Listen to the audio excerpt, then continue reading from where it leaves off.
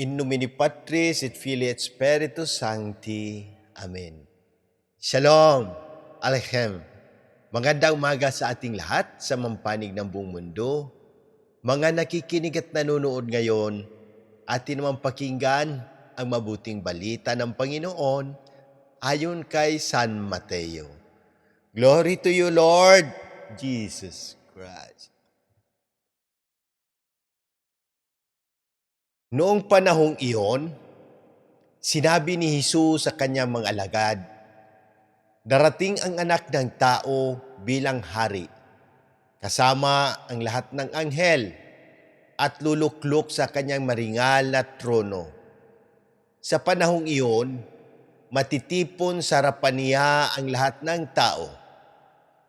Sila'y pagbubukod-bukurin niya, tulad ng ginawa ng pastol sa mga tupa at mga kambing. Ilalagay niya sa kanyang kanan ang mga tupa, sa kaliwa ang mga kambing, at sasabihin ng hari sa mga nasa kanan, "Halika kayo, mga pinagpala ng aking ama.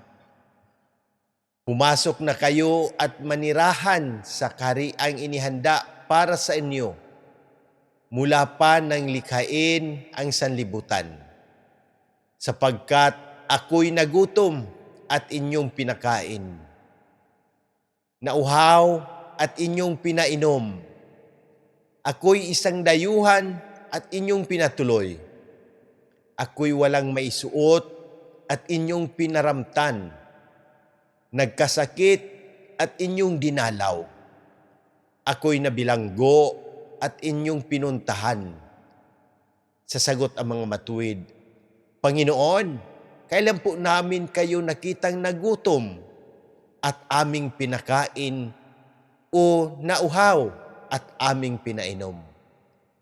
Kailan po kayo naging dayuhan at aming pinaramtan? At kailan po namin kayo nakitang may sakit o nasa bilangguan at aming dinalaw?" Sasabihin ng hari, "Sinasabi ko sa inyo, nang gawin ninyo ito sa pinakahamak sa mga kapatid kong ito, ito ay sa akin ninyo ginawa." At sasabihin naman niya sa mga nasa kaliwa, "Lumayo kayo sa akin, mga sinumpa, kayo'y pasaaapoy na di mamamatay, na inihanda para sa diablo at sa kanyang mga kampon, sapagkat ako'y nagutom at hindi ninyo pinakain, nauhaw, hindi ninyo pinainom. Ako'y naging isang dayuhan at hindi ninyo pinatuloy. Ako'y nawalan ng maisuot at hindi ninyo pinaramtan. Ako'y may sakit at nasa bilangguan at hindi ninyo dinalaw." At sasagot din sila, "Panginoon, kailan po namin kayo nakitang nagutom, nauhaw, naging dayuhan, nawalan ng maisuot, may sakit o nasa bilangguan at hindi namin kayo pinaglingkuran?" At sasabihin sa kanila ng hari, "Sinasabi ko sa inyo, nang pagkaitan ninyo ng tulong ang pinakahamak sa mga ito, ako ang inyong pinagkaitan. Itataboy ang mga ito sa kaparusahang walang hanggan. Ngunit ang mga matuwid ay tatanggap ng buhay na walang hanggan." Ang mabuting balita ng Panginoon. Praise to you, Lord Jesus Christ. Pagnilayan natin bilang mga Romano Katoliko, ang mabuting balita ngayon ay diretsahan at walang paligoy-ligoy. Hindi lang tayo tinatanong kung naniniwala tayo kay Jesus, kundi kung isinabuhay ba natin ang pananampalataya sa pamamagitan ng pagmamahal sa kapwa. Sabi ni Jesus, "Anumang ginawa ninyo sa pinakahamak sa aking mga kapatid, ginawa ninyo sa akin. Ibig sabihin, hindi hiwalay ang Diyos sa kapwa.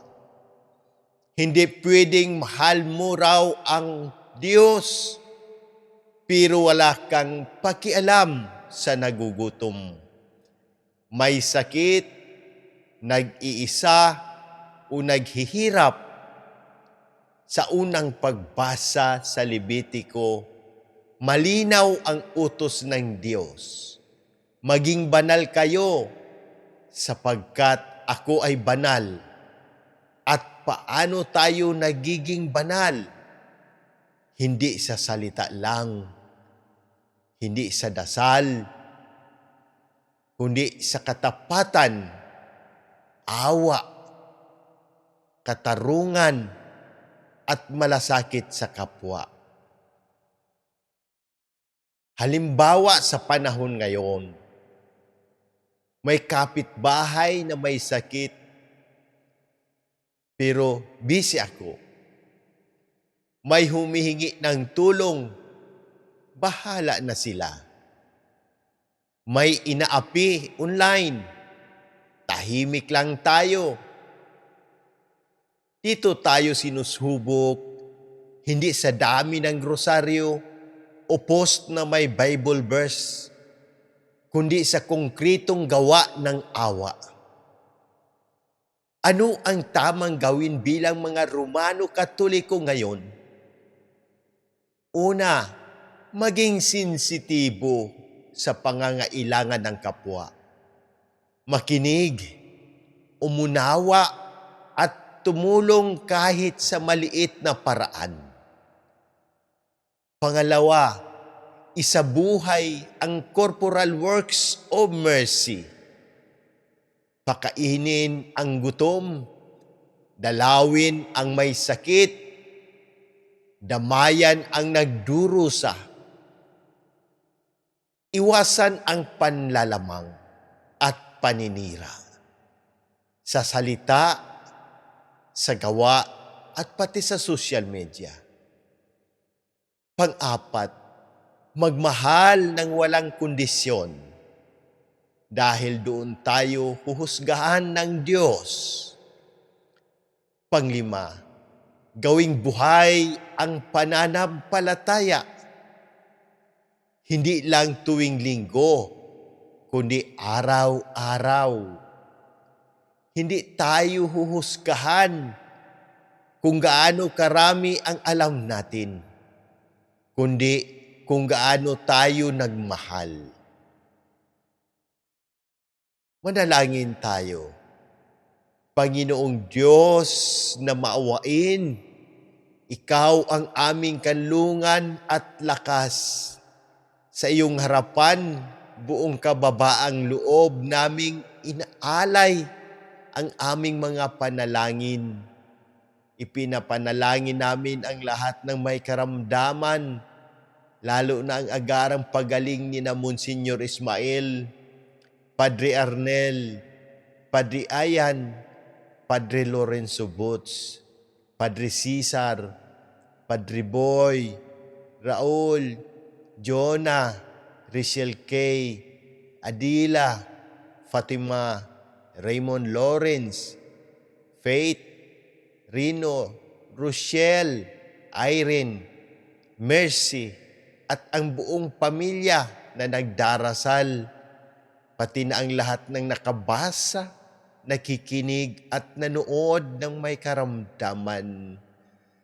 Para sa lahat ng kaparian, sa aming mahal na Santo Papa, sa mga obispo, sa aming kura paroko, Diocesan Administrador Monsignor Claro Caluya, kay Sister Sara, Jerry at Erlinda.